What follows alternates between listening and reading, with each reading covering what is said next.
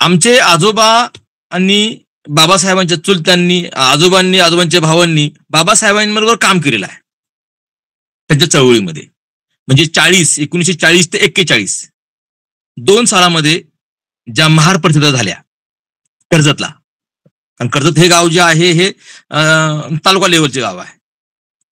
आणि बाबासाहेब जेव्हा मुंबईहून यायचे, मुंबई नगरहून कर्जत, करमाळ्याहून सोलापूर, हा त्यांचा प्रवास असायचा आमच्या गावावरून. त्यामुळे बाबासाहेबांची महार परिषद हे 40 आणि 41 दोन्ही वर्षे आमच्या गावात झालेली आहे. आणि आजोबा पंचकुशीतले सगळे लोक तिथे आलेले आहेत. त्याची आठवण आम्हाला लोक सांगतायत की 101 बैल जोडले होते बैलगाडीला, म्हणजे 50 जोड्या आणि एक पुढे एक, असे 101 बैल.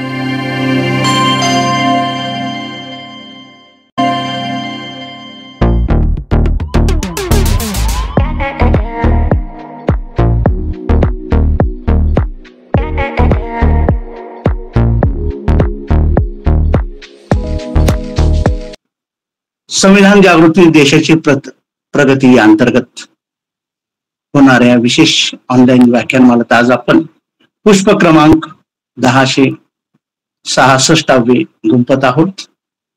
आणि आज आपण मुलाखत घेणार आहोत ते आदरणीय प्राध्यापक doctor Rajabhau Bhailume, MA, MPhil, PhD, post direct Pune इथून सर आहेत. या पदावर सर कार्यरत आहेत. आणि आज आपल्या या कार्यक्रमामध्ये आपण त्यांची अतिशय स्फूर्तिदायक अशी मुलाखत घेणार आहोत. त्याचप्रमाणे आजचे जे आपले मुलाखतकार आहेत आदरणीय भैलुमे सर, तर आपण अतिशय अशी प्रेरणादायी आणि स्फूर्तिदायक अशी आपण मुलाखत आज आपण सुरू करत आहोत. तर या कार्यक्रमाला उपस्थित असलेले आदरणीय राजाभाऊ भैलुमे सरांना जय भीम नमो बुद्धाय. जय भीम नमो बुद्धाय. सर, आज आपण आपल्या या बहुजन सुखाही या ग्रुपवर आपली अतिशय अशी प्रेरणादायी मुलाखत आम्ही आज त्या रूपानं आपलं सर्व कार्य जीवनपट सगळं आम्ही याच्यातून आज उलगडून घेणार आहोत आपल्याकडून. कारण ही मुलाखत ही अतिशय आम्हाला प्रेरणादायी वगैरे अशी होणार आहे. तर आपण सुरुवात करूया. तर मी सरांचा जो परिचय सांगितला थोडक्यात, सरांचा तसं पाहिलं तर खूप सरांचा जसा आपल्याला अभिमान वाटेल असा सरांचं शैक्षणिक म्हणा किंवा त्यांचं समाजकार्य या दृष्टिकोनातून सरांचं खूप उज्ज्वल असं थोडक्यात त्यांचा माहिती आहे आपल्याकडे. तर सरांचं आपल्या त्या चळवळीमध्ये सरांच्यावर की डॉक्टर बाबासाहेब आंबेडकरांनी स्वतः त्यांच्या घरी आलेले आहेत आणि त्या सर्व त्यावेळेचा सामाजिक क्रांतीचा जो पगडा किंवा जो प्रभाव पडलेला आहे सरांच्या या पूर्ण व्यक्तिमत्वावर, तर आम्हाला सरांनी त्या संदर्भात आमच्या सर्व प्रेक्षकगणांना किंवा आमच्या सर्व सभासदांना आपला त्या संदर्भात उलगडून दाखवावं की डॉक्टर बाबासाहेब आंबेडकरांचा आपल्या घराण्यावर कसा परिणाम झालेला आहे होता, या संदर्भात आम्हाला आपल्याकडून माहिती हवी आहे. नक्की नक्की सर. माझा सगळ्यांना आवाज येतोय का? हो, येत आहे सर, येत आहे. तसं माझं गाव जे आहे, मुकेशजी दोन्ही कॅमेरे दिसतात. मुकेशजी दोन्ही कॅमेरे दिसतात. ओके ओके, ठीक आहे ठीक आहे. तर विनंती आहे सर. माझं जे गाव आहे ते मुक्काम पोस्ट, तालुका कर्जत, जिल्हा अहमदनगर. तसा हा माझा भाग हा दुष्काळी भाग आहे. कर्जत तालुका आहे. माझे आजोबा हेमाजी मुक्ताजी भैलुमे, म्हणजे हे आमचे म्हणजे मूळ पुरुष असं एक त्यांना मी उपाधी देऊ शकतो. हे तसे अडाणी होते, म्हणजे शाळेत गेले नव्हते, तर ते चांगला व्यापार करायचे, गुरांचा व्यापार करायचे. समाजात त्यांना एक मान होता, सन्मान होता. आमचे आजोबांचे वडील मुक्ताजी यांनाही समाजात फार मानपान होता. विशेष म्हणजे त्या काळात मुक्ताजी बाबा असे होते की ते त्यांचे भाऊ समाजामध्ये घडणाऱ्या ज्या काही वाईट गोष्टी आहेत, भांडणं आहेत, ते सोडवण्याचं काम, त्यांना सल्ला देण्याचे काम, म्हणजे आजूबाजूला ज्या आमच्या वाड्या आहेत इतर जाती लोकांच्या, ते लोक सुद्धा आपल्या घरातली भांडणं सोडण्यासाठी यांच्याकडे येत होते. म्हणजे हा त्या काळातला एकूण 200 वर्षापूर्वीचा हा इतिहास पाहिला तर ते आपल्याला एक आश्चर्यकारक आहे असंच वाटतं. अशा घरातून मी आलो. म्हणजे आमच्या वडिलांपेक्षा मोठे भाऊ जे होते, यादव मुक्ताजी भैलुमे, हे त्या काळी शिक्षक होते. म्हणजे आमचे वडील 11वं अपत्य, सगळ्यात लहान. 2 वर्षापूर्वी आमचे वडील गेले, त्यांचं वय 91 होतं.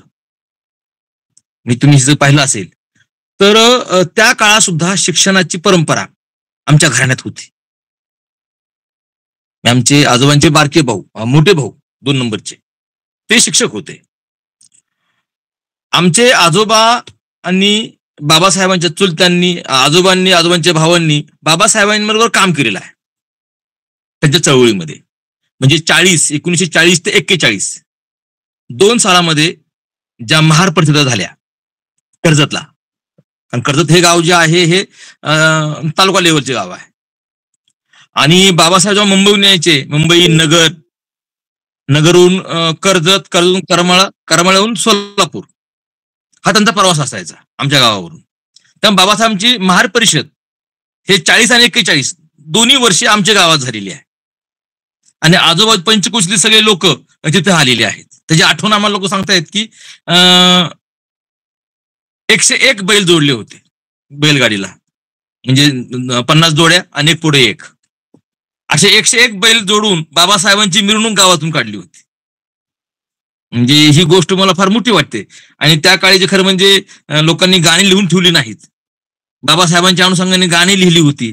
त्या कार्यक्रमासमोर बाबासाहेब जे काय बोलले होते ते सगळं लिहून ठेवलं होतं, पण आज ते उपलब्ध नाही. असं ती परंपरा आहे. आणि बाबासाहेबांचं जेवणाचं काम ते आमच्या घरात केलं होतं. म्हणजे आमच्या आजोबांनी, चुलते बळवंतराव भैलुमे हे शिक्षक होते, आणि आमच्या आजोबांचे भाऊ यादवराव, हे सगळं एकत्र कुटुंब, म्हणजे 50-60 माणसं एकत्र राहायची. तर बाबासाहेबांचं जेवणाचं काम जबाबदारी आमच्या घरात होती. सगळ्यांसाठी जेवण केली होती, पण बाबासाहेबांना आमच्या घरात जेवायला बसवलं होतं. 2दा बाबासाहेबांच्या घरी 2दा आलेले आहेत. हे फोटो सुद्धा, हा जो आहे वरचा, ते त्यावेळेचा फोटो आहे. माझे चुलते बसलेले आहेत शेजारी, माझे वडील बाबासाहेबांच्या पायाशी बसलेले आहेत. सगळ्यात लहान मुलगा जो आहे ते माझे वडील आहेत. हे दिसणार नाही तुम्हाला, पण तरी मी तुम्हाला साधारण दिसत आहे. हो, हे माझं पुस्तक सगळ्यांना माहिती आहे. तर असं ते आमचं घर, म्हणजे बाबासाहेबांच्या चळवळीमध्ये, म्हणजे त्या काळी जे आंबेडकरी जलसे होते काय, त्या जलशामध्ये आमच्या घराण्याने फार काय केलेलं आहे, सहभाग नोंदवलेला आहे. म्हणजे मी हमेशा आंबेडकरी चळवळीतले काही 4 भाग पाडतो. म्हणजे पहिली जी आंबेडकरी चळवळ होती ती आत्मउत्थापनाची होती. पळ खाऊ नका, चांगले राहा, शिका, आत्मजागृती, आत्मभान, अशा स्वरूपाची जे काय होती चळवळ होती. म्हणजे आंबेडकर जसं तुम्ही पाहिलं असेल, तर सगळं हेच आहे की तुम्ही शिकला पाहिजे, तुम्ही चांगले कपडे घातले पाहिजे, तुमची भाषा चांगली पाहिजे, तुम्ही शिक्षण घेऊन तुमचा व्यवसाय बदलला पाहिजे. अशा प्रकारची आत्मस्वताची, आत्मउन्नतीची चळवळ आहे. त्यामध्ये माझं घर हे त्यात काम करत होतं. विशेषतः नंतर माझे वडील ज्या दिसाला गोरेपान होते, कारण त्या काळी आंबेडकरी जलशामध्ये महिला काम करायच्या नाहीत, तर महिलेचं पात्र आमचे वडील करायचे. आणि आमचे वडील सुद्धा चांगले गाणे वगैरे म्हणायचे. असा तो आमच्या घराण्याशी बाबासाहेबांचा त्या काळी संबंध आला होता. तो आम्ही आजपर्यंत वेगवेगळ्या कारणाने जपून ठेवलेला. वा वा, खूपच खूपच खूपच सुंदर सर, खूपच. कारण त्या चळवळींचा इतिहास आणि तुमच्या मनावर, तुमच्या कुटुंबावर झालेला आहे. तर तुमच्या वडिलांना सुद्धा आदर्श शिक्षक हा पुरस्कार मिळालेला आहे. तर त्या संदर्भात आम्हाला, त्या संदर्भात त्यांचंही आम्हाला सांगा माहिती. हो हो, म्हणजे आमच्या वडिलांचे वैशिष्ट्य असं आहे, ते फार गोड बोलायचे. त्यांना म्हणजे गोड बोलत म्हणायचे. कोणाला ते दुखवायचे नाहीत. मी त्यांची सेवा आमच्या गावातच झाली 42 वर्ष. त्यांनी कोळधरणला काही वर्ष काम केली. काय ते त्यांना थोडा जातीय अनुभव आला वडिलांना आमच्या. तर ह्या पुस्तकात सगळं आलेलं आहे. नंतर आमच्या वडील तालुक्याला आले, कर्जतला, तिथे शिकले, त्या ठिकाणी जॉब लागले. 42 वर्ष नंतर आमच्या वडिलांची बदली झाली नाही, गावाने होऊ दिली नाही. आणि सगळे गावातले जे मुलं आहेत, म्हणजे सगळ्या जातीतील, धर्मातील जी शाळाबाह्य मुलं आहेत, त्यांना शाळेत आणण्याचं काम माझ्या वडिलांनी फार मोठ्या प्रमाणात केलं. गुरामागील मुलं असतील, विशेषतः फुकट आमच्या वडिलांनी रात्रभर त्यांना रात्री शाळा चालवली, कुणीही न सांगता. त्याच्यामुळे आमच्या वडिलांना जिल्हा पुरस्कार, राज्य पुरस्कार आणि शेवटी हो सुवर्ण पदक आमच्या वडिलांना 84ला मिळालं. पण 84ला इंदिरा गांधींचा खून झाल्यामुळे 85ला तो ज्ञानी झैल यांच्या हातची मिळाला होता. आणि मीच त्याला त्यावेळी दिल्लीला गेलो होतो, आम्ही 7वीला होतो. तो प्रसंग म्हणजे अंगावर काटा आणणारा आहे. एका मागासवर्गीय शिक्षकाला, ज्याला कुणी नाहीये, त्याला एवढा पुरस्कार मिळतोय. तालुक्यातून तो पहिला पुरस्कार होता जो माझ्या वडिलांना मिळाला. तो आजही आमच्या वडिलांकडे फार वेगळ्या अंगाने लोक पाहतात, किंवा एक आदर्श शिक्षक आहे, आदर्श शिक्षकाचं घर आहे, या पद्धतीने पाहतात.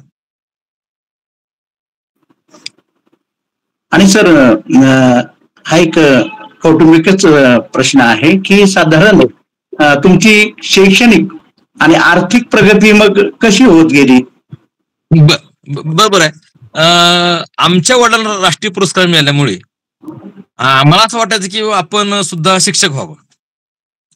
म्हणजे वडिलांना मी दिल्लीत पाहिलं सगळं ते घेताना वगैरे पुरस्कार, लहान होतो, पण आपण शिक्षक व्हायचं. आणि गावातली सगळी माणसं आमच्या वडिलांची पाया पडायची. कोणत्या म्हणजे ब्राह्मण असू द्या, मराठा असू द्या, कुणी असू द्या, तात्या म्हणून आमच्या वडिलांना तात्या म्हणायचे. की ही जी प्रतिष्ठा आहे हे मी जवळ पाहत होतो. म्हणजे आमच्या वडिलांबरोबर आम्ही गावात बरोबर जायचो नाही, कारण का एक गल्ली पार करायला आम्हाला 8 तास लागायचा. हा बोलो, तो बोलो, हा पाया पड, तो पाया पड, फार वेळ लागायचा.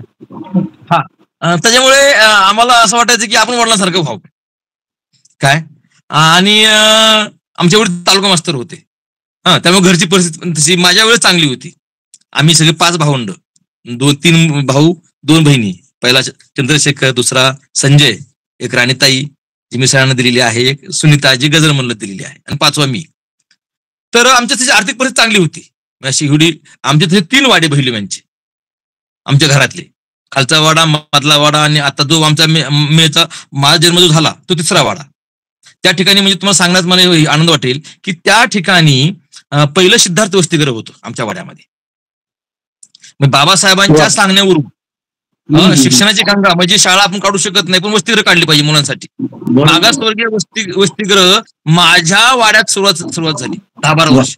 नंतर ती बिल्डिंग झाली, आणि मग त्या बिल्डिंग मध्ये शिफ्ट झाली 72ला. आणि माझं मग मी आमचे घरचे गेले, आणि 72ला माझा जन्म त्या वाड्यात झाला. म्हणजे ती जी वास्तू आहे ती मागासवर्गीय, म्हणजे आमचा वाडा मागासवर्गीय वसतिगृहात दिला होता आमच्या आजोबांनी. म्हणजे धन या पद्धतीने आम्ही चळवळत आहोत पहिल्यापासून. आमचं घर बहिलीबाईंचं घर काय. तर मग त्यानंतर असं वाटलं की आपण शिकलं पाहिजे. मग मी पुण्या विद्यापीठात आलो. माझे आजू तसं पुणे, मी दरवर्षी दिवाळीला पुण्याला यायचो. आवाड आमची फॅमिली दादा नावड रखमाजी आवाड. तर आमचे आजोबा सुद्धा म्हणजे असे बाबासाहेबांच्या चळवळीतले काय होते, कार्यकर्ते होते. म्हणजे माझ्या आईने सुद्धा बाबासाहेबांना पाहिलेलं आहे, किंवा बाबासाहेब पुण्याला यायचे तर आमच्या आईचं त्यांना असं ओवळलेलं आहे गाणे म्हणून काय. म्हणजे आमच्या आई वडिलांचं ते बाबासाहेबांना सहवास लाभलेला आहे काय. आणि महापरिनिर्वाण झालं 6 डिसेंबरला. आमचे वडील चुलते रडत गेलेले आहेत मुंबईला. हो, म्हणजे त्या अंत्यविधीला आमचे वडील होते. काय तर मग असं वाटलं आपण शिकलं पाहिजे. मग मी पुणे विद्यापीठात आलो. विद्यापीठानंतर MA केलं. मी 94ला विद्यापीठात आलो. 96ला माझं MA झालं. मी त्या विद्यापीठात डिपार्टमेंटला पहिला आलो. नंतर मी MPhil केलं. MPhil मी बाबाराव बागुलांच्या कथेतील दलित स्त्री याच्यावर केलं. खरं म्हणजे बाबुराव बागुले विद्रोही कवी आणि दलित साहित्य आपण कधी करावं असं मला वाटायचं. म्हणून बाबुराव बागुलांवर ते काय केलं, त्या काळी तो विषय निवडला. आणि नंतर मला असं एक मी लेख वाचण्यात आला माझ्या दत्ता भगवतांचा लेख आला होता की बाबा धनंजय कीरांनी बाबासाहेबांच्या चरित्राचं कसं विकृतीकरण केलेलं आहे. आणि ते चरित्र सगळ्यांना आपलं वाटतंय, पण काही त्याच्यात गफलत आहे, विशेषतः बाबासाहेबांच्या धर्मांतरासंबंधी. आणि माझे जे गाईड होते कृष्णा किरवले ते म्हणजे बहिली मी तूच ह्या विचारांना न्याय देऊ शकतो, जर चिकित्सा करून तू काय लिहू शकतो आणि तू चांगला प्रयत्न कर. मग मला नेट GRF होती त्या काळी, मला महिना 5,000 रुपये फेलोशिप मिळायची. मग मी डॉक्टर बाबासाहेब आंबेडकरांची मराठी चरित्रे याच्यावर PhD चा विषय घेतला. आणि त्या काळी माझ्या पुस्तकात मी तेच पुस्तक आहे, 100च्या वर बाबासाहेबांची मराठीतील चरित्र पाहिली. मग मला असं आलं की बाबा बाबासाहेबांचं चरित्र कोणत्या कोणत्या अंगाने मांडलं गेलेलं आहे आणि ते बाबासाहेबांच्या चरित्रामध्ये बुद्धिभेद केला गेलेला आहे, शब्दछल केला गेलेला आहे, ते मी यातून मांडण्याचा प्रयत्न केला. जेणेकरून नेमकं बाबासाहेबांचं चरित्र कसं आहे. खरं म्हणजे तांब खरं म्हणून चरित्र प्रत्येकाने वाचलं पाहिजे. ते 12 खंड आहेत, पण तितकं 12 खंड प्रत्येकाने वाचू शकत नाही. तर ते एक छोट्या हात पुस्तक आलं पाहिजे अशी माझी इच्छा आहे. ते मी त्या प्रयत्न करणारच आहे. तर मी या पद्धतीने मग मी काय केलं, बाबासाहेबांच्या एकूण जे चरित्र आहेत त्या अंगाने PhD केली.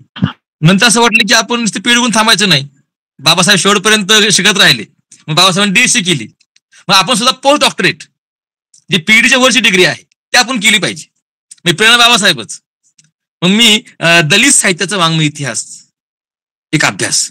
आता खरं म्हणजे दलित हा शब्द आपण लोक वापरत नाहीयेत, ही फार चांगली गोष्ट आहे. ही रिॲक्शन आहे, वापरत नाही म्हणजे मधल्या काळात वापरत नव्हतो का. तर वैश्विक भारतात सुद्धा मध्ये दलित शब्द आलाय. आपलं सगळं संघटनेत नाव तेच होतं, दलित साहित्य, दलित चळवळ. आता ते आपण नको वाटतं, ह्याच्यात आपली मानसिकता बदलली, आपण बदलू पाहतोय. आपण हा विषय वेगळा होऊ शकतो, पण ह्या साहित्याचा इतिहास लिहिला गेला पाहिजे. आपलं काय होतंय, आपण इतिहास लिहित नाही.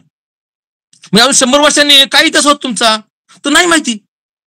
आणि दलित साहित्य हा साहित्याचा इतिहास नाहीये, हा समाजाचा इतिहास आहे. तुम्हाला कसं वागवलं जायचं, कसे वागत होते, तुमची भाषा कोणती होती, तुमच्या म्हणी कोणत्या होत्या, तुमचे संस्कार कसे होते, तुमची रूढी परंपरा कशा होत्या, सण उत्सव कसे होते, हे कुठे उल्लेख नाहीये.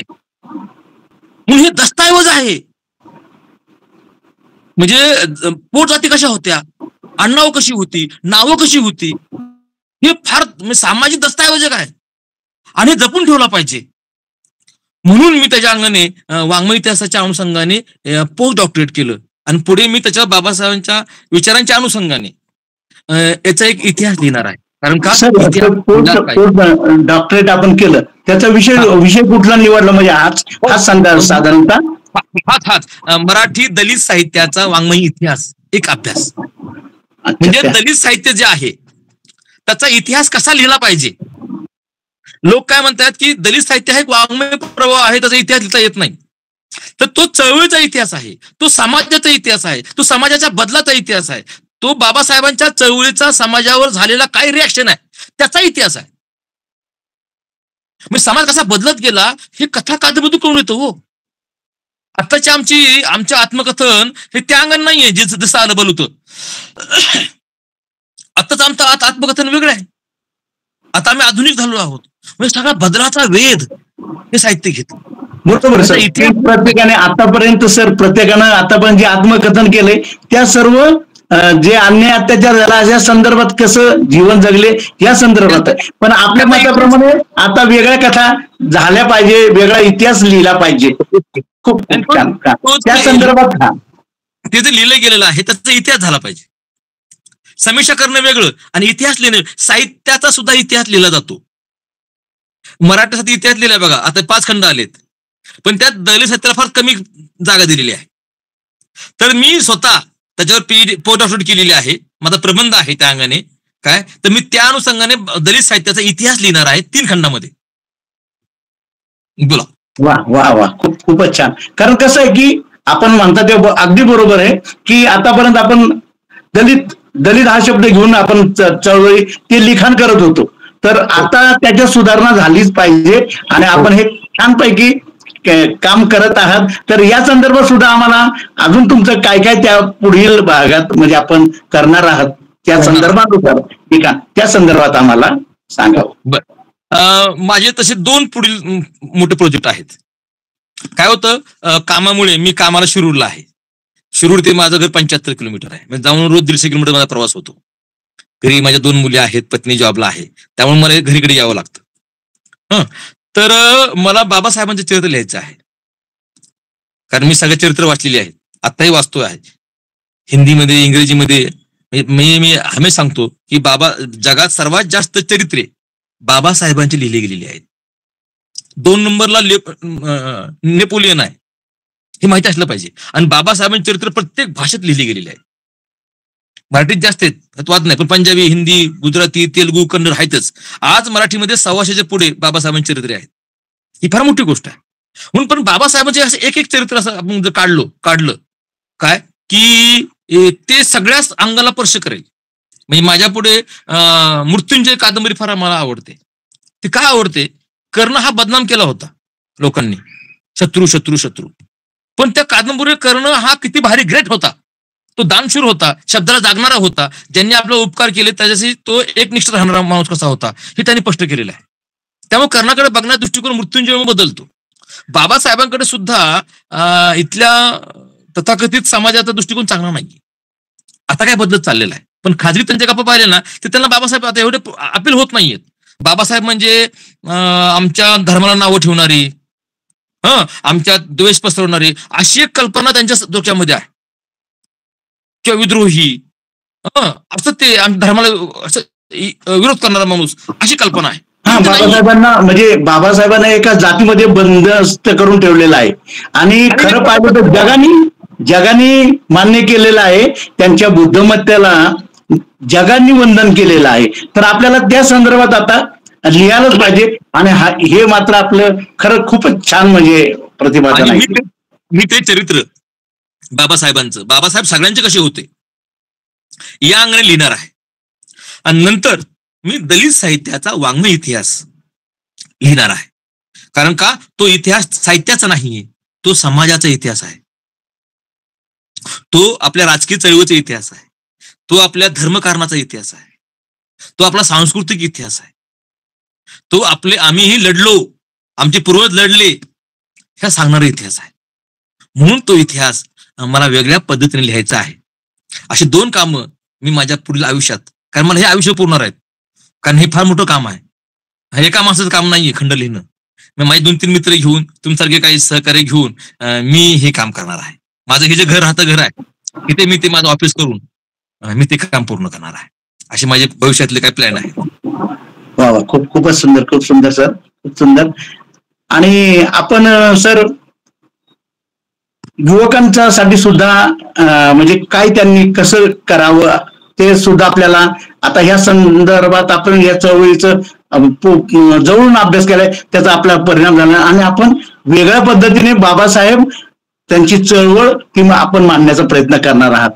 तर खूपच हे प्रेरणादायी आहे म्हणजे आपल्या सर्व समाजासाठी सुद्धा. तर या संदर्भात अजून पुढे आपण काय सांगू शकाल की बाबा तरुणांनी कशा पद्धतीनं वाटचाल करावी समाजासाठी? छान, हा चांगला प्रश्न आहे. बऱ्याच वेळा आपल्याकडे आखणी होत नाही एखाद्या काही गोष्टींची, प्लॅनिंग करून आपण काही गोष्ट करत नाही. मी मगाशी बोलताना म्हटलं होतं की मी बाबासाहेबांच्या एकूण चळवळीची 4 टप्पे पाडतो. पहिली टप्पी ही आत्मशोधाची होती, स्वजागृतीची होती, ठीक नाही. दुसरी चळवळ होती शिका, तुम्ही शिकला पाहिजे, संघटित झाला पाहिजे.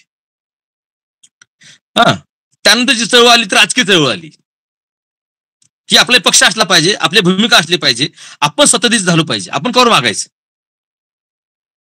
वाढपे झालो पाहिजे, आपण राजकीय चळवळ निर्माण झाली. म्हणजे आपला पहिला पक्ष हा कामगार पक्ष आहे, समजून घ्या. नंतर रिपब्लिक पक्ष आहे, मधल्या काळात आपलं अस्पृश्यांच्या अंगाने पक्ष होत आहेत, वाद नाही, तो आपला करावा लागला 42 नंतर. तो राजकीय चळवळ होती आपली. आणि नंतर आता जी चळवळ आपली जी आहे ते संविधानाचा अंमलबजावणी चांगली झाली पाहिजे, संविधानाची चांगलं लागू झालं पाहिजे आणि संविधान वाचवलं पाहिजे, ही आपली आजची चळवळ आहे. आणि त्याच्या अगोदर जी चळवळ होती 57ची माफ करा 3री, ती धम्मक्रांती चळवळ होती. समाजामध्ये धम्म पोचला पाहिजे, धार्मिक चळवळ होती. म्हणजे सुरुवातीला आत्मोन्नती चळवळ, नंतर राजकीय चळवळ. आत्मोन्नती म्हणजे शैक्षणिक चळवळ होती, कारण शिक्षणाशिवाय आत्मोन्नती होत नाहीये. म्हणजे आत्मोन्नती आणि शिक्षण चळवळ ही पहिली चळवळ झाली, नंतर राजकीय चळवळ झाली, नंतर धार्मिक चळवळ झाली. आणि आत्ताची जी आहे ना, तर संविधानाच्या अनुषंगाने आपली चळवळ आहे. आपलं विषय तोच आहे, संविधानाची अंमलबजावणी करून घेण्यासाठी आताचा खरा उद्देश आपला तो आहे, म्हणजे आपल्या चळवळीचा संविधान वाचवणे. आणि आम्ही सर तुम्हाला सांगू शकतो सर की ह्या ग्रुपवर संविधान विश्लेषणाचे आम्ही कार्यक्रम घेत आहोत, कारण आम्हीही त्या कार्याला हातभार लावत आहोत की अंमलबजावणी कसं करावी. आणि ह्या आपल्या ग्रुपवर त्या संविधानाचे म्हणजे जे रक्षक आहे किंवा अंमलबजावणी करणार ज्यांना इंटरेस्ट आहे अशा लोकांनी एकत्र येऊन आम्ही कार्यक्रम ह्याच्यावर घेत असतो. तर त्या संदर्भात सुद्धा आम्ही तुम्हाला तो बोलवूच नंतर. तर या संदर्भात आपण जे सांगताय ते खरंच अतिशय खूप खूप छान आहे. म्हणजे तर या संदर्भात आपण सविस्तरपणे सांगा अजून. तर ह्याच्या 4 आपल्या चळवळी आहेत, 4 टप्पे आहेत चळवळीचे आपले. तर ही चळवळ पहिल्या टप्प्यामध्ये बाबासाहेबांच्या अनुषंगाने आपण समता सैनिक दल काढलं. नंतर आपण आंबेडकर जलसे आले. आपण वसतिगृह काढली, त्या अंगाने संघटना बांधल्या.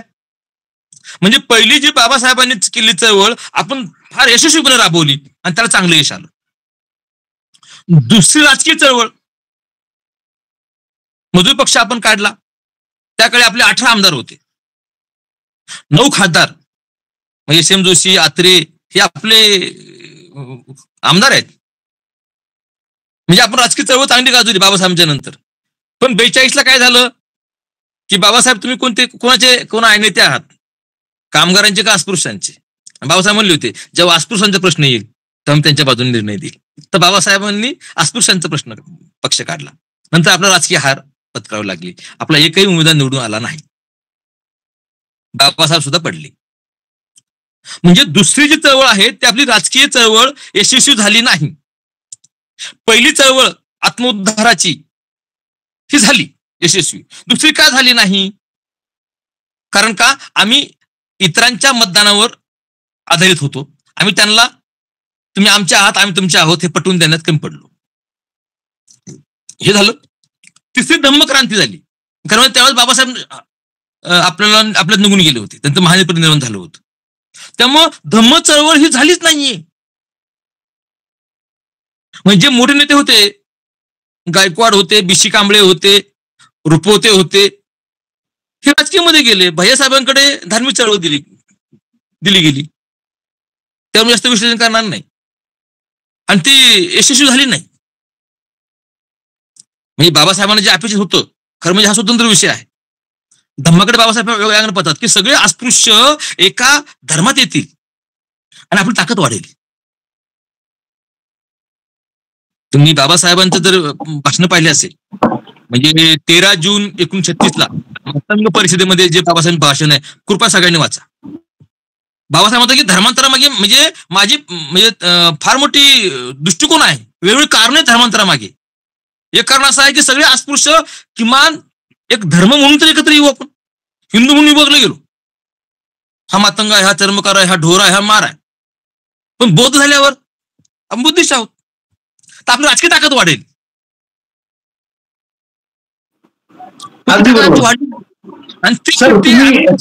सर तुम्ही पुण्यात आल्यानंतर जातीभेदाचा काही अनुभव तुम्हाला आला का? पुण्यात तुम्ही 3 वर्ष किंवा 5 वर्ष होता, तर त्या तो एक कारण त्या धम्म जागृतीचा आपण धम्मची जी चळवळ केली तर त्याचा आपल्याला काही म्हणजे चांगला अनुभव किंवा वाईट अनुभव की जातीभेदाचा अनुभव पुण्यासारख्या ठिकाणी तर येतोच असं आमचं पण हे, तर तुम्हाला कसा अनुभव आला त्यात?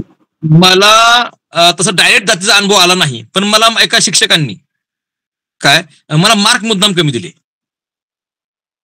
हा, म्हणजे माझे नोट्स ज्या माझ्या मित्रमैत्रिणी वापरले त्यांना जास्त मार्क मिळाले, मला मार्क कमी. मग त्यांच्याकडे मी गेलो, त्यांना म्हणलं की बाबा सर मला मार्क म्हणजे का कमी पडले मला सांगा, मी माझ्या दुरुस्ती करतो.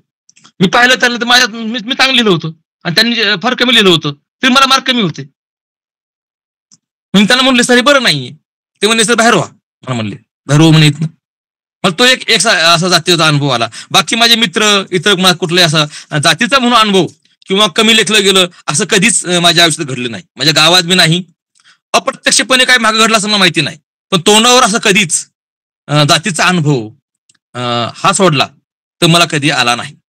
एकदा नागपूरला आला होता, मी पुस्तक आणायला गेलो होतो, पीएचडी करत होतो, आणि एका माझ्या मित्राच्या सांगण्यावरून, सूर्यवंशी नावात आपलाच आमचे पाहुणे होते, त्याच्या एक ऑफिसमध्ये गेलो होतो आणि ते त्यांच्या शेजारी दुसरे इतर कास्टचे माणसं होते. त्यांना कळलं की ही बाबासाहेबांच्या अनुषंगाने नागपूरला आलाय आणि हा बाबासाहेबांचे पुस्तक घ्यायला आलाय आणि हा जमीमवाला आहे. तेव्हा त्यांना कळलं, त्यांनाही माहिती नव्हतं की सूर्यवंशी कोण आहे. तेव्हा ते वेगळ्या अंगाने बोलत होते, वागत होते की तुम्ही असं करा, तुम्ही तसं करता. मग त्याच्या नजरेमध्ये दिसत होतं की ते कोणत्या अंगाने. मला त्या काळी मी कसं माझा घास खाली गेला ते माझं मला माहिती, मी त्या प्रसंग अजून विसरत नाही. त्यांच्या घरी मी जेवत होतो आणि ते बोलत होते तसं त्या पद्धतीने. तो एक माझा प्रसंग माझ्या आयुष्यामध्ये असा तो जातीचा घडला नागपूरला.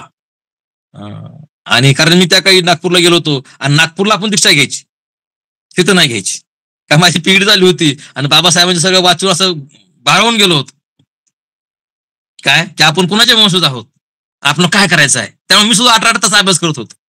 ती ऊर्जा बाबासाहेबांचं मी सगळ्यांना विनंती आहे, बाबासाहेबांवरची पुस्तकं वाचाच, पण मूळ बाबासाहेबांनी जे लिहिलंय ना ते फार कमी वाचत लोक. स्वतः बाबासाहेबांनी जे लिहिलंय ना ते वाचा, मग तुम्हाला कळेल की बाबासाहेब काय चीज. बाबासाहेबांची भाषणं वाचत नाहीत लोक, लेख वाचता, ठीक आहे, भाषणं पहा बाबासाहेबांची. मग ते म्हणून मी नागपूरला गेलो होतो आणि तिथे म्हणतो माझ्या आयुष्यात असे 2 अनुभव आले. त्यानंतर मला असा जातीचा कोणता अनुभव कधी आला नाही. किंवा मी हमेशा तिथे गेलो तिथं असं म्हणत आहे मित्र तुम्ही केलं वाचाल तर वाचाल असं जी ग्रंथसंपदा आपल्या सगळ्यांकडे आहे.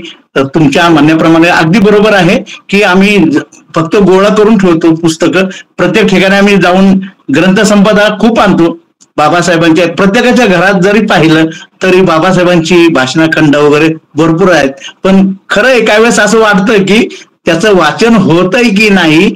तर या संदर्भात सुद्धा खरं तुमच्याकडे ग्रंथसंपदा भरपूर आहे आणि त्याचा वापर तुम्ही करता आहे. तर त्या संदर्भात तर तुमच्याकडे ग्रंथसंपदा साधारण किती आहेत, म्हणजे त्याच्या संदर्भात कुठल्या विषयावरची आपल्याकडे पुस्तकं आहेत त्याचा आपण अभ्यास करता. बाबासाहेबांची सगळी चरित्र आहेत, बाबासाहेबांचे सगळे पुस्तक आहेत, फुले शाहू आंबेडकरांचे सगळे पुस्तक आहेत आणि मराठी साहित्य संबंधित सगळी पुस्तक आहेत. माझं किमान 4-5 लाखाची पुस्तक आहेत. हे अशी पुस्तक का झाली, कारण मला JRF असल्यामुळे दरवर्षी मला 30,000ची काय होती पुस्तक घ्यायची परवानगी होती.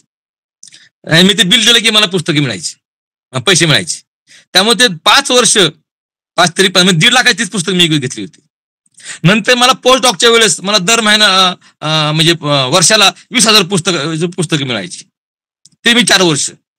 म्हणजे बऱ्याच वेळा माझ्या पुस्तकाचा खर्च शासनाने उचललाय असं मला वाटतं काय. आणि दरवर्षी मी 5-6 हजाराची पुस्तकं घेतो म्हणजे घेतोच.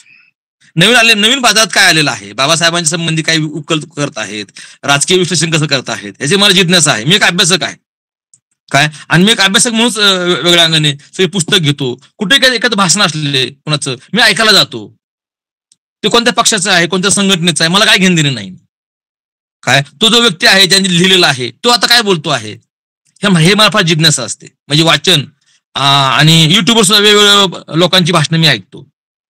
मग ते कोणत्या पक्षाचा असू द्या, तो मांडणी काय करतो आहे, कोणत्या अंगाने मांडणी करतो आहे, हे समजून घेण्याचं काम मी हमेशा करत असतो. म्हणजे पुस्तकाचा तो भाग आहे असं मला वाटतं. आपण भारतामध्ये शैक्षणिक क्षेत्रामध्ये आपण वेगवेगळ्या ठिकाणी वेगवेगळ्या विषयावर काम करत आहात. हो, कारण हे तर त्याच्या संदर्भात आपल्याला म्हणजे ते प्रचार किंवा प्रसार करताना शैक्षणिक क्षेत्रात काय बदल म्हणजे आपल्या सध्याच्या दृष्टिकोनातून काय हवे या संदर्भात आपण आपलं चर्चात्मक करू शकता. हो हो हो हो. काय म्हणते का, शिक्षणामुळे सगळा पिछडा वर्ग पुढे आला, ह्यात वादच नाही. बाबासाहेब चळवळ, बाबासाहेबांनी दिलेले संदेश आणि शिक्षण, का कुणास ठाऊक आपल्या शिक्षणात आपण बदल जास्त केले नाहीत. त्यामुळे शिक्षणाची अवस्था फार वाईट आहे. शिक्षणामुळे माणूस घडतो. आता असं बोलायला धाडस लागतं. मी बघा जाणीवपूर्वक बोलतोय, मी गेली 25 वर्ष सिनियरला शिकवतोय आणि मी समाजामध्ये डोळे उघडून पाहत असतो की काय चालले मेडिकलमध्ये, काय चालले इंजिनिअरिंगमध्ये. मग मी आर्ट्सचा माणूस आहे, काय चालले कॉमर्समध्ये, काय चालले सायन्समध्ये, लॉ मध्ये काय चालले, शिक्षण व्यवस्थेत काय चालले, संस्था काय चाललेल्या आहेत. तर सगळं निराशाजनक काय आहे वातावरण आहे. मला अजून इतरांना नावं ठेवण्यापेक्षा तुम्ही काय केलं, म्हणजे शैक्षणिक चळवळ आपण चालवली नाही. पीपल एज्युकेशन सोसायटी ही रयत शिक्षण संस्थेच्या म्हणजे तसे अगोदर त्यांनी बाहेर कॉलेज काढले. आपण अख्ख्या भारतामध्ये, दिल्लीमध्ये, बिहारमध्ये, युपी मध्ये, महाराष्ट्रामध्ये पीपलचे कॉलेज आहेत. आज काय अवस्था आहे? पुण्यात कॉलेज आहे, काय अवस्था आहे? औरंगाबादला कॉलेज आहे, महाडला कॉलेज आहे, काय अवस्था आहे? काय नुसती मारामारी आहे. त्यामुळे आंबेडकरी जो विचार आहे, जो संस्थेच्या प्रॅक्टिकलच्या अंगाने बाहेर यायला पाहिजे होता. आपण वेगवेगळे कोर्स काढून, मी बाबासाहेबांना सुद्धा हे आमदार खासदारांसाठी एक डिग्री काढायची होती, कोर्स करायचा होता, की तो आमदार होणं साधी गोष्ट नाहीये. विषय कसा मांडायचा, कसा काय मांडायचं, कॉमर्स संबंधीमध्ये कॉमर्स स्वतंत्र काय असलं पाहिजे, कॉलेज असलं पाहिजे. मी बाबासाहेब एक शैक्षणिक मध्ये प्रयोग करू इच्छित होते. त्यांनी मुंबईला टाइम बदलला कॉलेजचा, जेणेकरून म्हणजे जॉब करणारे माणसं सुद्धा काय करू लागले, शाळेत कॉलेजमध्ये येऊ लागले. म्हणजे शिक्षण व्यवस्था काढून त्यामध्ये प्रयोग करणारा पहिला संचालक म्हणजे डॉक्टर बाबासाहेब आंबेडकर आहेत. पण त्यानंतर आम्ही एकही कॉलेज काढू शकलो नाही, एक नवीन डिग्री चालू करू शकलो नाही, किंवा आमचे जे आहे कॉलेज बंद पडायला लागलेत. म्हणजे ज्यांच्याकडून बदलाची अपेक्षा आहे ते फेल ठरलेले आहेत. आणि बाबासाहेब म्हणले शिका, संघटित संघर्ष करा. फुले म्हणले विद्याविना मती गेली. आम्ही काय केलं, आम्ही शाळा काढू शकलो नाही. पण फार कमी लोकांनी शाळा काढल्या. पण प्रयोग म्हणतो ना, जे बाबासाहेब करत होते कॉलेजमध्ये, संस्थेमध्ये, तसे आपण करू शकलो नाही. त्याच्यामुळे आज असं झालेलं आहे की आदर्श असं संस्था उभं राहिली नाहीये, कारखाने तयार झालेले आहेत. आणि पुढचं काळ फार भयानक आहे. त्याला आता अभ्यासक्रम बदलून सुद्धा प्रत्येक कॉलेजमध्ये मुलांची उपस्थिती नाहीये. हे मी फार जाणीवपूर्वक ऑनलाईन बोलतोय, ह्याची मला जाणीव आहे. फार भयानक परिस्थिती आहे, फार भयानक परिस्थिती आहे. त्याच्यामुळे मी शिक्षण क्षेत्रामध्ये आहे आणि मी फार निराशावादी आहे. कारण मी बाबासाहेबांच्या अंगाने विचार करतोय ना की आपणच काय करू शकलो, काय करू शकलो. पण आताच सर गव्हर्नमेंट आताच शाळा बंद करू लागलेले आहेत. आपल्याला जे शिक्षणासाठी ज्या सवलती होत्या त्या सुद्धा कमी करायला लागलेल्या आहे. तर या संदर्भात आपल्याला म्हणजे कसं, तुम्ही म्हणलं की आपण कॉलेज वगैरे काढून त्या दृष्टीने वेगळ्या दृष्टीने आपण प्रयत्न करायला हवेत. तर कशा पद्धतीनं, साधारण आताची परिस्थिती भयानकच आहे, खरंच आहे. शिक्षणाचा याच्या भयंकर खर्च होतोय आणि ज्या गरिबाच्या विद्यार्थ्यांना शाळा किंवा शिक्षणासाठी ज्या सवलती होत्या त्या शाळाच बंद झाल्यानंतर मिळणार कसं, तर पुढं शिकणार कसं माणूस, हा एक भयानक प्रश्न आहे. तर या संदर्भात आपण आपल्या समाजाच्या दृष्टीने काय करता येईल, म्हणजे आपण चांगल्या शाळा कॉलेज निर्माण करावीत. आपण बाकी काय करू शकत नाही. आपण सत्तेमध्ये नाही. आपण म्हणजे आमदार खासदार सोडा, सिनेटमध्ये, विद्यापीठामध्ये सिनेट असतं जे निर्णय घेतं, त्यात आपले किती लोक आहेत.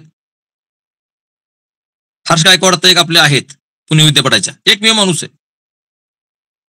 मतदानात ते कमी पडणार. म्हणजे आपण कुठेच नाही आहोत, फक्त आपण चर्चा करतोय. म्हणजे आपल्या संस्थेत काय झालं, फक्त आपण आता असं करतोय, फक्त दुःख व्यक्त करतोय, तर समाज सांगतोय की असं आहे तसं आहे, शिक्षण वाईट अवस्था. तुम्ही उपाययोजना काय केल्या?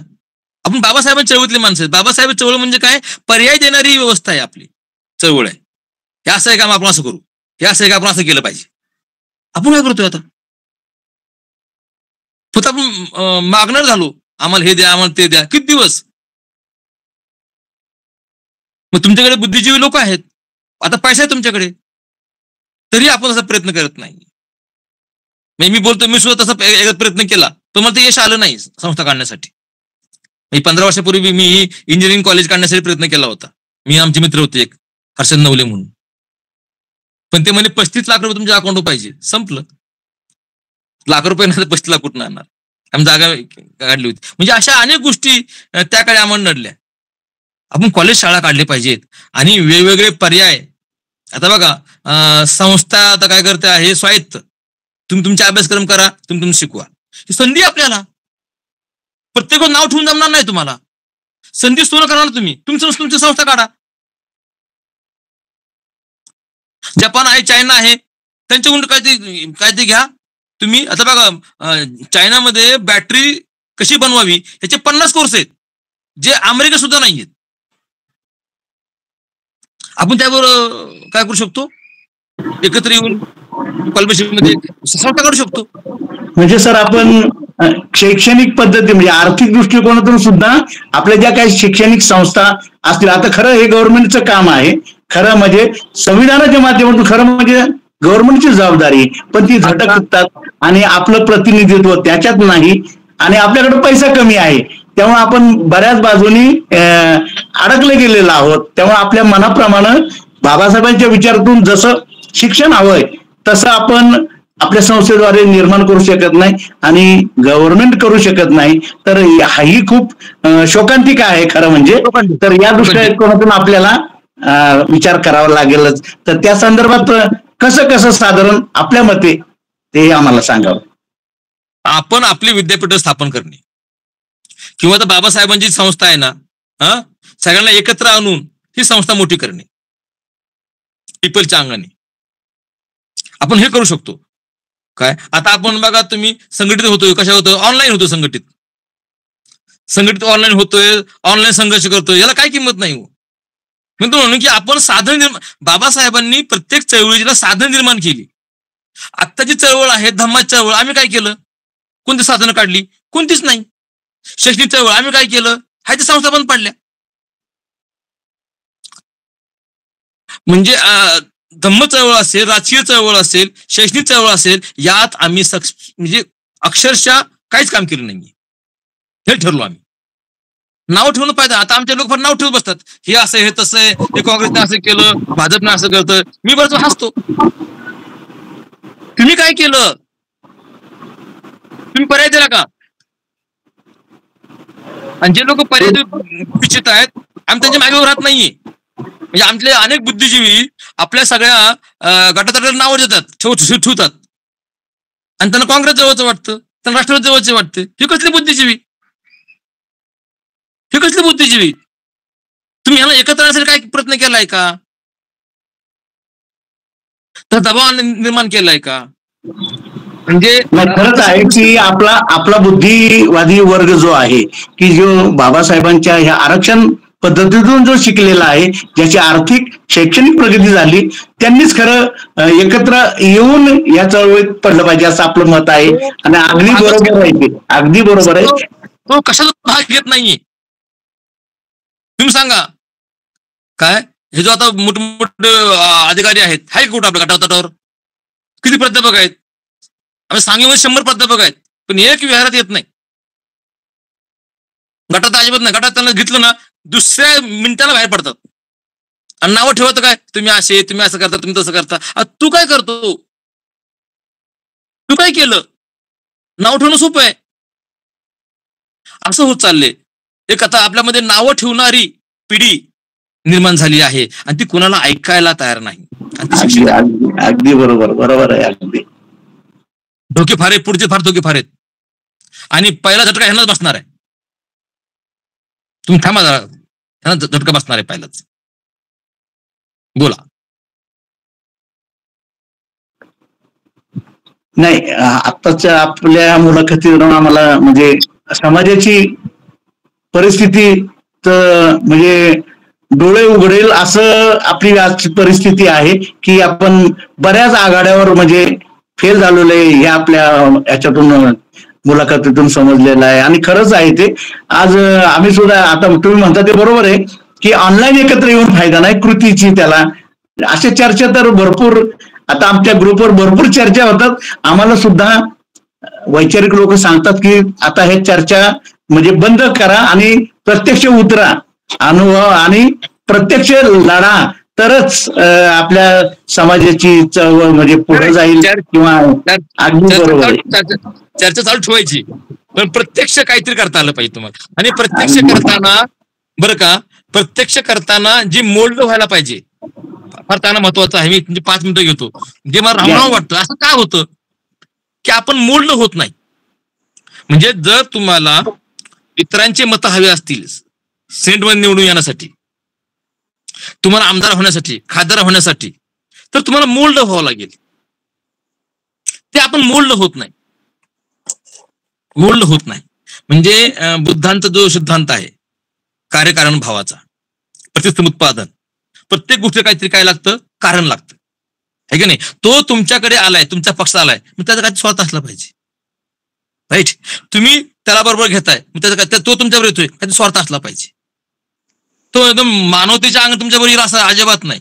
तुम्ही कट्टरतेने बघता, हा ह्याच्या म्हटलं पाहिजे, ह्याने आमच्याला असं केलं पाहिजे, है की नाही.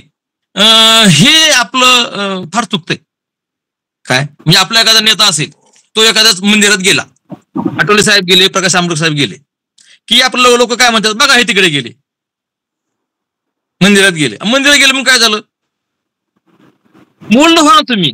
म्हणजे समावेशकता आपण त्यांना समजून घेतलं पाहिजे आणि आपल्या खऱ्या अंगानं आपण त्यांच्याशी गेलं पाहिजे, त्यांच्या जवळ गेलं पाहिजे. कारण बहुजन समाजापर्यंत आपण गेलेलो नाही, हा एक आपला मुद्दा आहे. एकटे पडतोय, एकटे पडतोय. आणि जातीभेदाचं विष एवढं पसरलेलं आहे, तर अजूनही आपण आपल्यावर सगळे म्हणजे टीका आपल्याला होतात त्याच्यामुळं की आपण लोकांना ऍडजस्ट करू शकत नाही. बुद्धांनी सांगितलं की तुम्ही स्वतः जा, जे जर येत नसेल आणि आपल्याला हे धम्माचं सांगा, तर त्याच्यात आपण कमी पडतो आहोत, हे मात्र नक्की आहे. बाबासाहेब म्हणायचे की माझा लोकांच्या चांगुलपणावर विश्वास आहे, आणि तो चांगुलपणा आपल्याकडे नाही. आज उगाच ताटपणा दाखवायचा कुठेही, काय हे काही चांगली गोष्ट नाही. तुम्हाला इतरांना दोस्त करण्यासाठी थोडं त्याच्यासारखं बोलावं लागेल, थोडं त्याच्यासारखं वागावं लागेल, आणि आपलं त्याला काय सांगावं लागेल. त्याचं काय ऐकायचं नाही आणि त्याला आपण नावं ठेवत गेलो, त्याची भांडणं करत गेलो, आणि तर तो तुमचं स्वीकारणार नाही. अजून तुमच्याकडे बघण्याचा, आपला माणूस प्राचार्य असू द्या, प्राध्यापक असू द्या, समाजाचा दृष्टिकोन बदलला नाही. तुमच्या शब्दाला, तुमच्या विचाराला तिथे किंमत नाही. हे म्हणजे विद्रोही, काय ते असंच बोलणार, असं असताना सुद्धा आम्ही आमच्यातलं काही बुद्धिजीवी म्हणणारे फार टोकाची भूमिका घेतात. सामंजस्यपणा आला पाहिजे. मी हेच गोष्ट मुस्लिमांना पण आहे लागू होते. अनेक मुस्लिम कुठे गेले तर साधे हात जोडत नाही, नाही हम किसको अल्लाह के शिवा किसको मानते नाही, तुम्ही लोक जवळ करणार नाहीत. हो, हाच प्रश्न ख्रिश्चनांचा आहे पण आहे. हा, हे आपण आपण अल्पसंख्याक आहोत. आज तो जात्यामध्ये आहोत, उद्या आम्ही सोपवत आहोत. तुम्हाला तुमचा कट्टरपणा सोडून लोकांशी व्यवस्थित वागावं लागेल, लोकांना समजून घ्यावं लागेल, तर तुम्ही टिकू शकाल, तर तुम्ही सत्य देऊ शकाल, अन्यथा नाही. अगदी बरोबर आहे. धार्मिक कट्टरता ही सगळीकडे पसरलेली आहे आणि त्याचा परिणाम आपल्या बौद्ध समाजावर पण झाला. आपणही कट्टर बौद्ध दुसरीकडे जातच नाही, दुसऱ्या धर्माकडे आपण त्यांना समजून घेऊ शकत नाही, त्यांच्याशी मिळून मिसळून राहू शकत नाही. हे सुद्धा आपलं एक दुर्दैव आहे. खरं म्हणजे धम्मानुसार जर पाहिलं तर आपल्याला सर्वांकडं आपला अहंकार सोडून जावं लागेल, तेव्हा आपण त्यांना गोळा करू शकतो आणि आपल्या याच्या होऊ शकतो. बरोबर आहे. आणि अगदी आता तसंच आपलं सर्व क्षेत्रातून तसंच चाललेलं आहे की सर्वांशी समावेशक राहा, सर्वांशी मिळून मिसळून हे करा. आज संविधान जरी आपण करायचं असलं तर बाबासाहेबांचे अनुयायीच फक्त संविधान पाहिजे म्हणून बाकीच्या लोकांना आपण तिथपर्यंत पोहोचलोच नाही. खरं संविधान काय आहे, तर हे एक आपल्याला करावं लागेल की नाही का, की संविधान आणि धम्म ह्याच्या दृष्टिकोनातून आपल्याला खऱ्या अर्थानं सगळ्यांशी मिळावं लागेल, मिसळावं लागेल, तेव्हा कुठं आपली प्रगती होणार आहे. खरंय. आपली प्रगती म्हणजे आपण त्यांच्यात, ते आपल्यात आपण मिसळून जाणे. आणि त्यांनी आपलं नेतृत्व स्वीकारणं. हॅलो, यासाठी आपल्याला तर खूप म्हणजे विविध क्षेत्रावर म्हणजे काम करावं लागणार आहे सर, नाही का? हो. तेव्हा कुठं आपण म्हणजे धम्म म्हणा किंवा संविधान त्याची अंमलबजावणी हे करू शकतो. कारण या खरंच ही मुलाखत मला खूपच म्हणजे, आणि अजूनही आपल्याला वेळ आहे. बोला बोला. एक मिनिट. तर मी कारण हा विषय खरंच आपल्याकडनं आम्हाला खूप मुलाखतीच्या निमित्तानंच खूप ज्ञान सुद्धा मिळत आहे, आणि आपल्याकडे भरपूर ज्ञान आहे. आणि पुढील सामाजिक चळवळ कशी असावी किंवा या संदर्भात सुद्धा आपल्या चर्चात्मक होण्यासाठी आपण एक पुढचा, कारण आपण याच्यामध्ये या मुलाखतीच्या दरम्यान चर्चात्मक असं आपण आपल्या ग्रुपवरील सर्व विचारवंतांना सुद्धा सहभागी करून घेऊ शकतो. तर त्या संदर्भात आपण पुढच्या एक अजून मुलाखत, कारण बाकी सर्वजण आपल्याला याच्यामध्ये चर्चात्मक येतील आणि वेगवेगळ्या प्रकारचे त्यांनाही प्रश्न विचारून म्हणजे हा मुलाखत म्हणजे प्रश्नात्मक आणि त्याचं सोल्युशन अशा पद्धतीनं आम्हाला तुमच्याकडून, तर हा आपण पुढचा एक भाग आपण घेऊ शकतो. कारण बरंच नक्कीच पुढचा भाग घेऊ शकतो. त्यातलं फक्त 30% सांगून झाले. हो, म्हणून म्हटलं की हा लगेच एक आपली वेळ कसं थोडा एवढ्यात संपणार नाही ते, कारण आपले जे प्रेक्षक आहे, आपले जे विचारवंत आहे ते सुद्धा याच्यामध्ये या मुलाखतीमध्ये सहभागी होतील. त्यासाठी आपण दुसराही पुढच्या आठवड्यात भाग घेऊ शकतो. नक्की नक्की. तर यानंतर आपण ही मुलाखत इथंच थांबूया आणि पुढच्या आठवड्यात अजून एक दुसऱ्या भागामध्ये आपण प्रेक्षकांना सुद्धा याच्यामध्ये जे आपले विचारवंत आहेत त्यांना आपण याच्यात सामावून घेऊ शकतो. कारण खूप अतिशय सुंदर आणि माहितीप्रद ही मुलाखत नाही तर ही माहितीप्रद आम्हाला ज्ञान मिळालेलं आहे. तर याचा अजूनही प्रेक्षकांना सुद्धा आमच्या उपयोग होईल. तर आपण ही ज्याचा दुसरा भाग पुन्हा आपण दुसऱ्या आठवड्यात सुद्धा पुढच्या आठवड्यात घेऊ शकतो. तर नक्की.